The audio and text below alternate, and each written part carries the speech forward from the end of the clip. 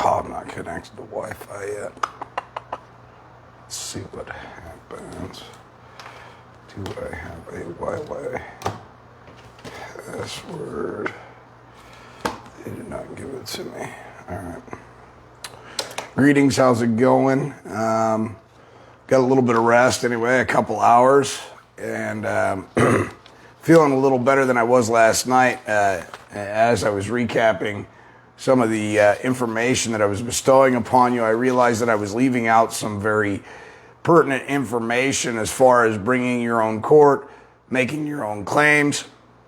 And one of the valuable pieces of information that I had left out on how to hold your own court that is it's essential to have is the evidence, okay? And so when we're sending our first notice of correspondence, which is a friendly correspondence, right? We're not at war, we're at peace here. We're just we're bringing a true bill due in equity before a man or woman who have caused us to be aggrieved by their wrongful act, okay? Their overt act, whether intentional or unintentional, makes no difference. A wrong is a wrong, it's black or it's white, and it has to be remedied. And that trespass continues to be a trespass until remedy has been provided, all right? So if you were wrong today, it's still wrong tomorrow until what, ladies and gentlemen? We have remedy, okay? So one of the key aspects in my stupor last night from being sleep deprived and being on the road continuously without very little sleep, one of the things that I overlooked was the evidence. So when I send the first notice and correspondence to the respondent who has trespassed causing I a man harm, I also send all video evidence, all audio evidence, any physical evidence that may exist of the wrongdoer's trespass against me. So again, the respondent will have in the initial correspondence that caused the creation of the true bill due in equity to manifest itself into existence, right? They will also in that first correspondence get all the evidence that I have. You see, in the at-law side, they like to just bring these allegations through statutory pleadings that says, well, Derek did this or he did that. He may have resisted arrest or he resisted a lawful order. Well, which is it? What did Derek do? Be specific, all right? You can't be ambiguous bringing a claim. And not only that, when at the at-law side, when you have prosecuting attorneys bringing claims against you, and your entity, I should say, rather, because they're really not against you, ladies and gentlemen. We are making the fundamental mistake of coming in and presuming and assuming it is us, and it's a great travesty to continue to tell you that it pertains to you, because it doesn't, okay? It pertains to your entity. You are a business owner, okay, of an unincorporated entity. It's yours. And that creation happened when your mother created a special trust deposit through a master file application or a master application for the birth certificate, okay? Everything else stems from chain of title of the creation of that estate for which your mother got no receipt for, okay? She got nothing in return for her special trust deposit, okay? Which was the creation of the estate attached to you as a man or a woman or a developing man or woman.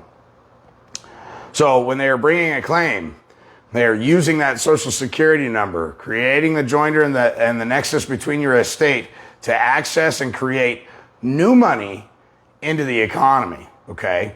And for all those gurus out there that are telling you this and telling you that, I'm just going to give you the straight line. I mean, people are going, Derek, the information you give, people pay tens of thousands of dollars for. Well, I spent 10 years tracking this information down. I did not do it on my own. Through the good grace of the Heavenly Father, I've been blessed with the eyes to see and the ears to hear. And I've really got this down almost 100% without flaw. Okay, so again, when we're bringing our claim, the man or woman is the only one that can ever bring a true claim. They're the only ones that can bring a true bill due in equity. Why equity? When we look at equity and we understand that equity sees that what should be done shall be done, okay? It doesn't matter how it occurred.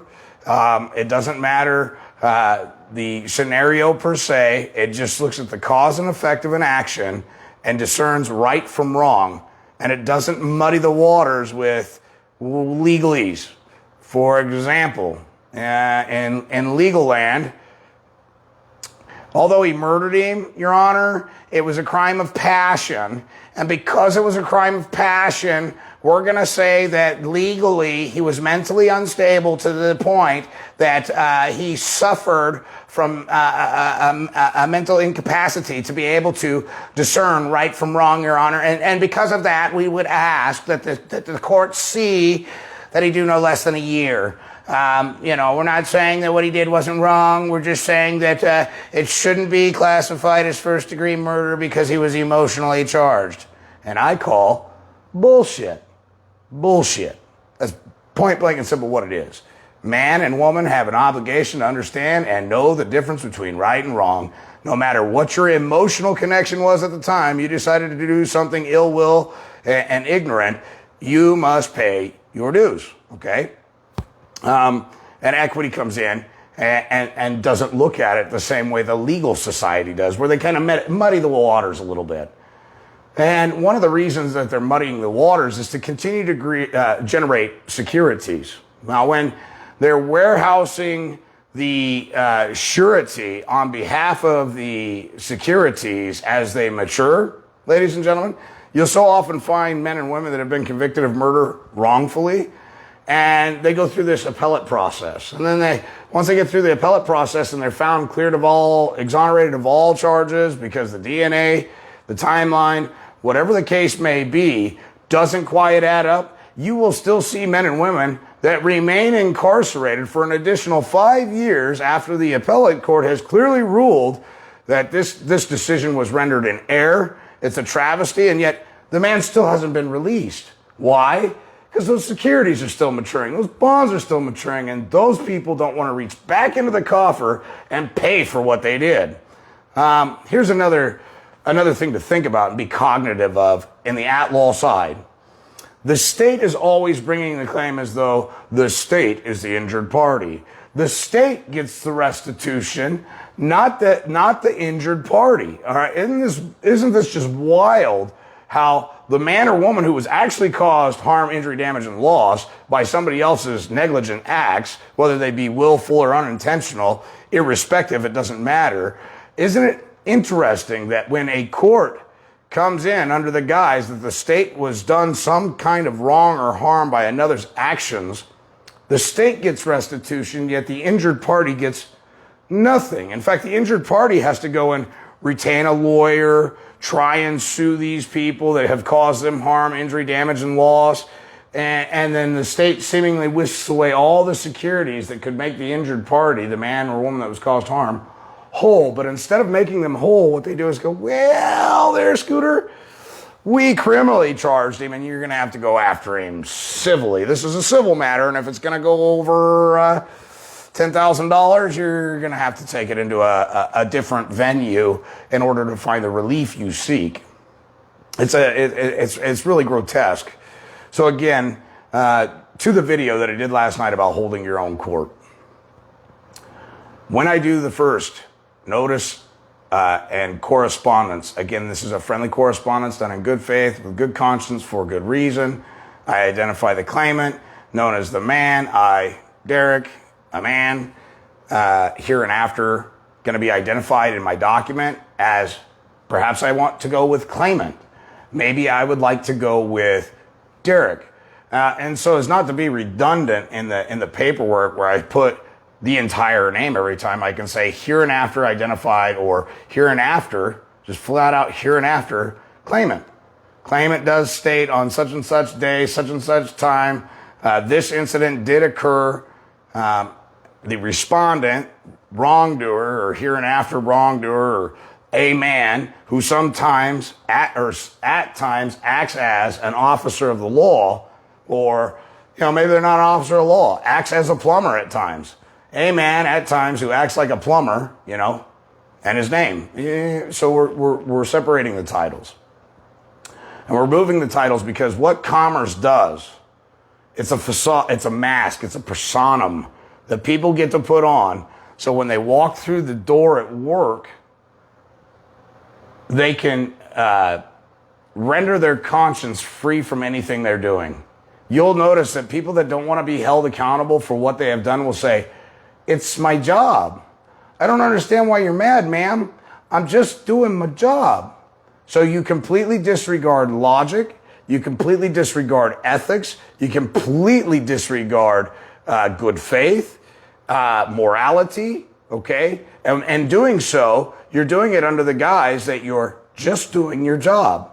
Well, just doing your job, ladies and gentlemen, doesn't give you the right to clean your conscience of your moral obligations and duties. All right? And so that's what commerce, the law of merchants, that's what this is allowing people to do, is do immoral acts under the guise that they have a duty to their principal as a trustee to do these things. And although it's immoral, they have a job to do. And we really have to put our foot up their ass. What do we got here? There's no courts on American soil since 1789.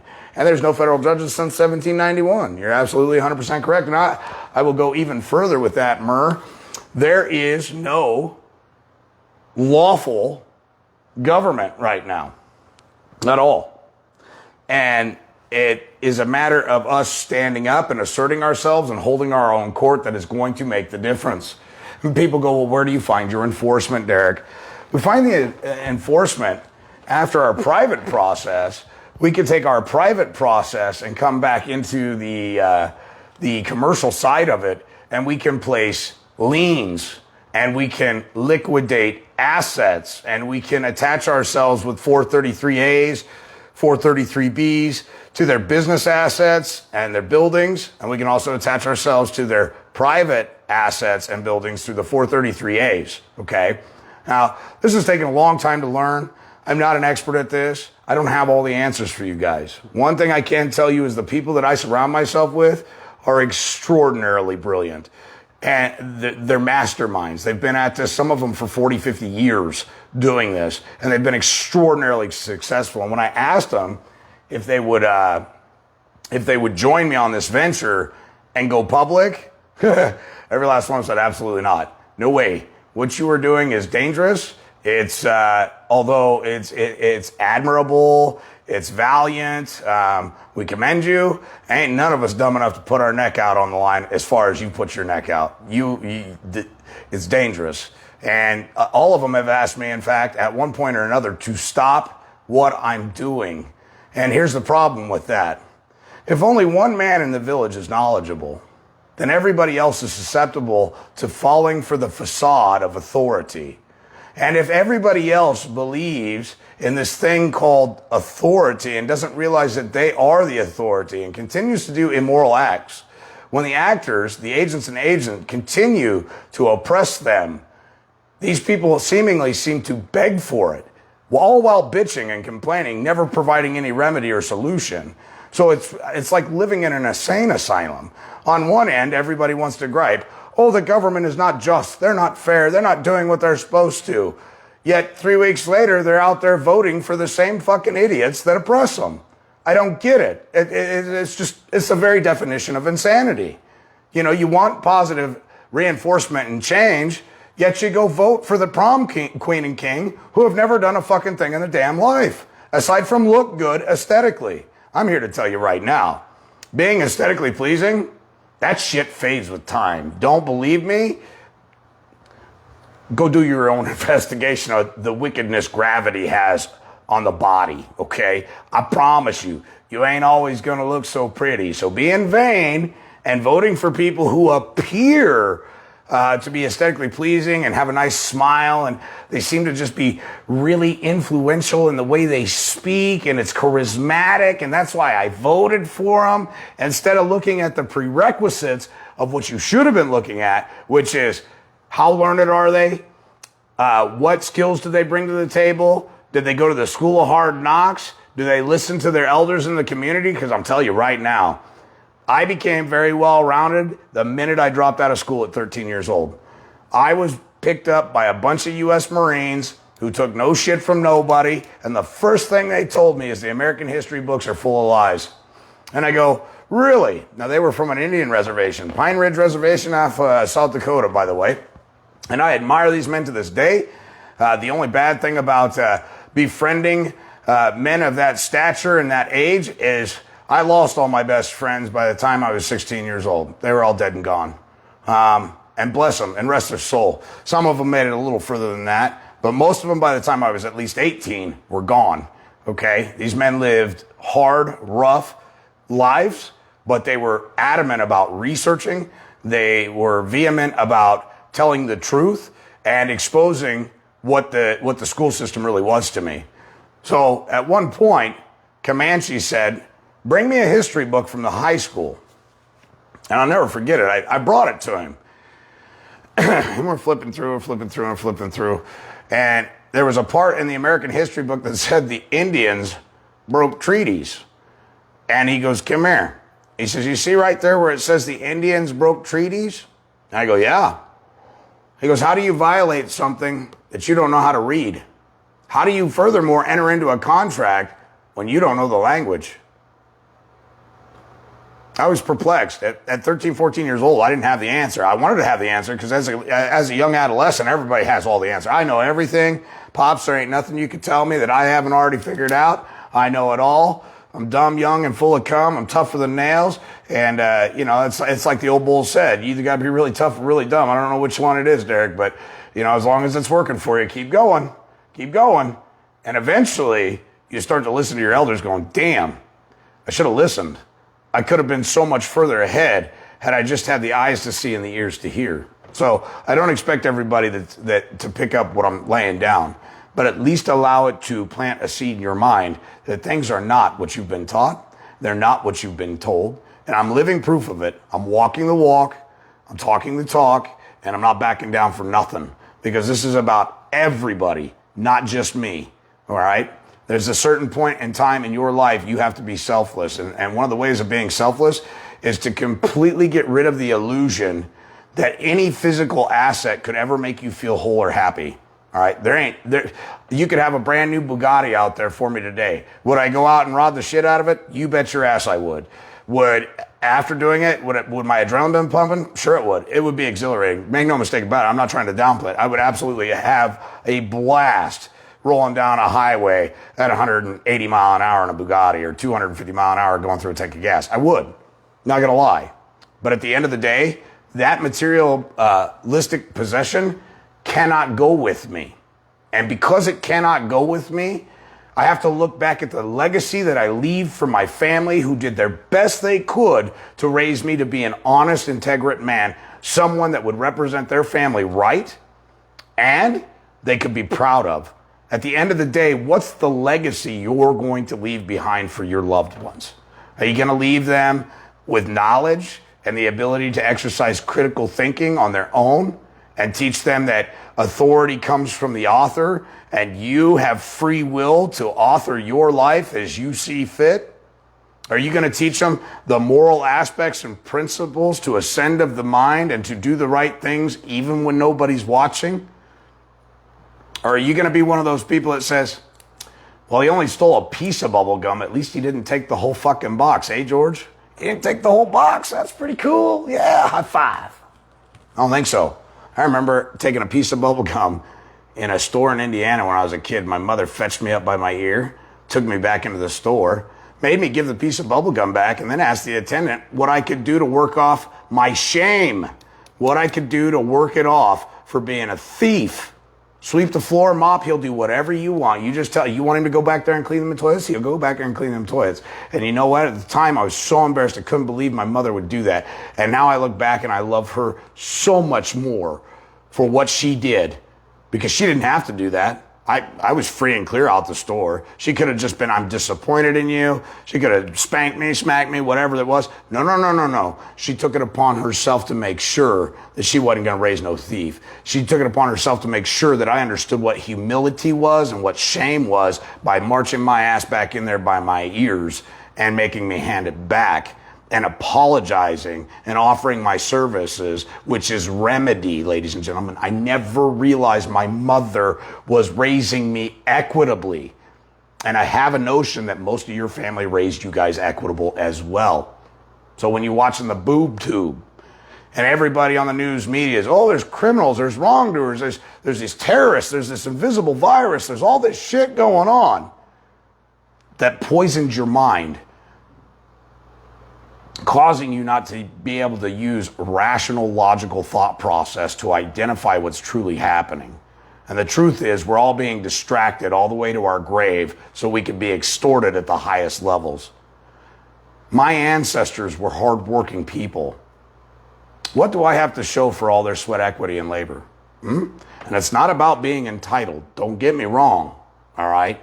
What I'm trying to point out is my grandfather worked his tail off, not only in the military, but for General Motors. He had a small fortune before he left. And when he did leave, guess who got it all? The government. The lawyers who have systematically devised this structure over time to increasingly take more and more and more as the years go on. You know, when I was a kid, when I was 8, 9 years old, there was no such thing as a death tax. Where the fuck that come from, right? Just think about it, people. At what point has the government ever done something, or the alleged government ever done something, that they didn't first have to rob from Peter to give it to Paul? I mean, their ideology is brilliant. You know, we would like to do this for you. The second any agent and agency says, I would like to do something for you, ask them who the fuck they got it from first, because they've never done a positive thing in their entire existence. They've never generated anything. They steal people's great ideas through patents, and then they bar the people from utilizing those patents after they've been registered, because now it's the property of the United States. Sorry about your luck, Scooter. Unfortunately, it was patented, and we don't feel like selling you a license to use your own ideas anymore. Good luck, Scooter. Thanks again. No wheezing the juice. Come again. Right? When are we going to wake up, ladies and gentlemen? But anyway, I've got to go do some laundry. I wanted to help you out again. The subject matter, I know we got a little bit off. Thank you for all the donations. Thank you for allowing me to stay here in Ohio and fight this systematic corruption. This corruption is everywhere. There's 3,100 counties, 3,100 plus counties in the United States of America alone. But I want you to remember this. This isn't just a systemic problem in the United States of America. This is a global problem. It's a global corruption issue. It's a global pandemic of corruption. And yes, I'll say it, first and foremost, it's corrupt as corrupt gets in every country, all right? In every country, there are lawyers that are backing up their commercial charters. The real assailant in most of this, one, is our own ignorance. Two, the bankers. And three, the lawyers who have devised all the schemes and artifices to extort you of your hard-earned energy, revolutionary ideas that would literally have us living like the Jetsons at this point. 21st century, there ain't no reason that we couldn't have sustainable, renewable energy except for the banksters' paradise. They don't want to let go of that control they've got.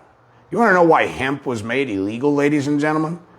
There was an article I read one time that said that the reason that they were pushing to make marijuana and hemp illegal was because it made the black women, or the black men rape the white women. I mean, how fucking frivolous of a statement and a claim can you really make that you can't substantiate? But nevertheless, the people win with it.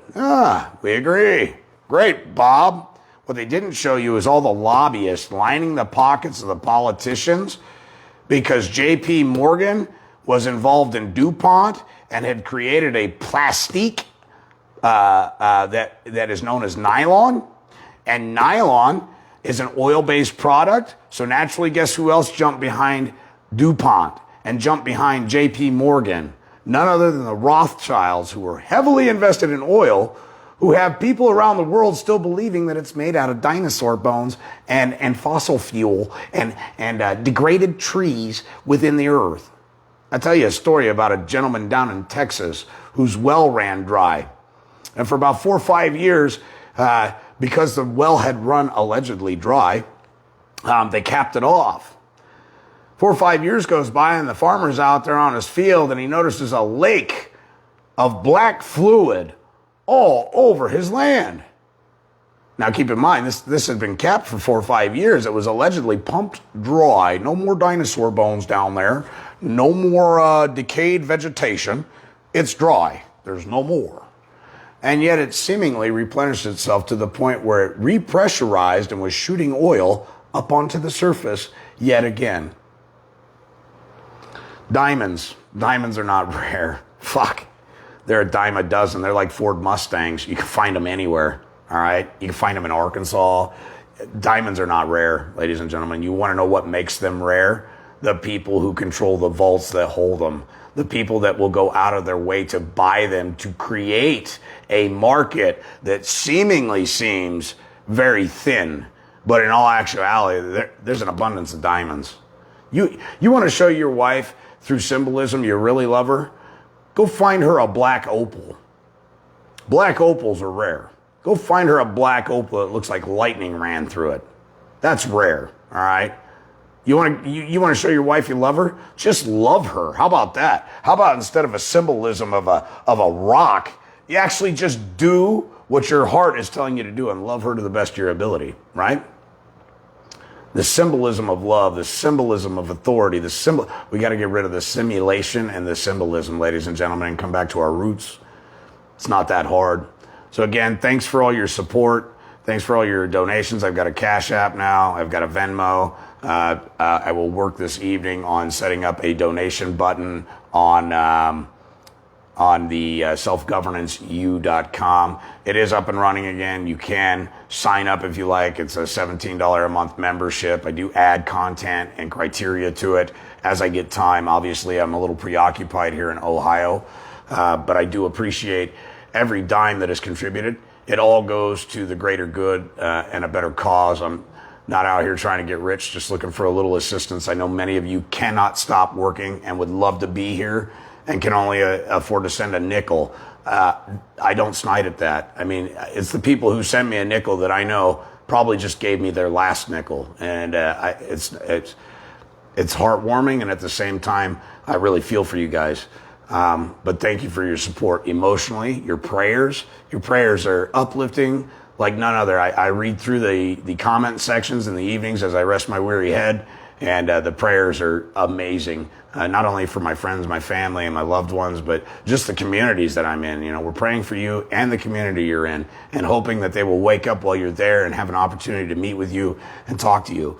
So we'll try and set up a discussion in Ohio while I'm here. We'll try and find a venue with this whole COVID horse shit going on, and now it's snowing. I don't think anybody wants to stand out in the park. I don't, not when it's like this. We'll try and find a venue that's conducive for us all to get together and have a good conversation while I'm here. I don't know how long I'll be here at this point. I do know this. The chief of police has been contacted. He did affirm that I was accosted against my will, that I was an unlawful detainment, that there was no warrant, and that they're at fault. Okay, so there's one man who's in a position of alleged authority who says, we messed up. All right, so I can appreciate that. At least he's being honest. I'm sure a lawyer didn't get an opportunity to talk to him before he talked to us. I have many people working behind the scenes on this. Many, many, many of them, men and women alike. Thank you for your help. Thank you for what you're doing. And thank you for giving me the support that I need. Obviously, I'm only one man, and I can't do it all on my own. So thank you guys all. We'll talk to you soon. And again, in closing, when we do our first notice and correspondence to hold our own court, we're following due process of law. Due process of law is notice and opportunity, the who, what, when, where, how, and why things transpired and came to be, and all the supporting evidence. Now, you want to send certified copies of your supporting evidence, because obviously if you send your evidence to them and then you get to a position where you have to produce the evidence and you don't have it, kind of screwed the pooch. All right, so be mindful of that. Certified letters, certified copies of your evidence. If you have audio, video, and audio, video can be your best friend. And it can also be dismissed as hearsay. But here's the thing. The way that we hold our own court, these people have a conscience at the end of the day. And when they see the surmountable evidence that you have against them, there's no denying. At a certain point, to deny is just so frivolous. It's such a dishonor and a slap in the face. It really shows their integrity. And if their integrity is of that caliber, it's time to remove them. If they say, hey, look, I made a mistake. Can you find it in your heart to forgive me? I sure can. Do you mind taking a couple educational courses so I know that when I leave this community, you won't cause anybody else harm, injury, damage, and loss? Because in the end, all I care about is the future. And if we don't start caring about the future, ladies and gentlemen, about making sure that these agents and agency are not going to run around like the damn Gestapo anymore and cause harm, injury, damage, and loss everywhere they go, what fucking good are we? All right? Because it ain't about compensation. It ain't about money. The best compensation in the world is to get these criminal actors to change their fucking behavior, okay? To get educated and learn it and stand with the people that they oppress.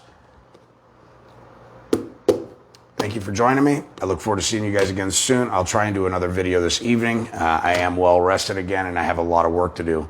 I'm here in Ohio, and I have a friend who wants to discuss some things about 1099As, 1099Cs, his success in getting courts to dismiss cases.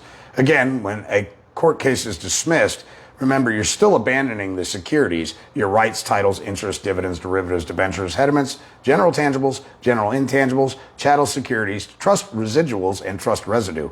Don't make that fatal mistake. Those are your property, and that property rightfully belongs back to you, okay? So thanks again for joining me, and we'll see you soon.